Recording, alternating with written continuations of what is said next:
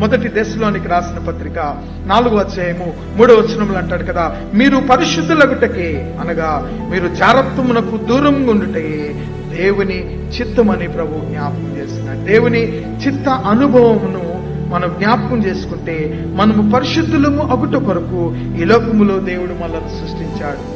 దేవుడు ఈ లోకములో మనల్ని సృష్టించిన ఉద్దేశము ఇహలోక సంబంధమైన మాలిన్యముతో మనము దేవునికి దూరపరచబడటము దేవునికి ఇష్టము లేదు. దేవుడు మనల్ని ప్రేమించాడు.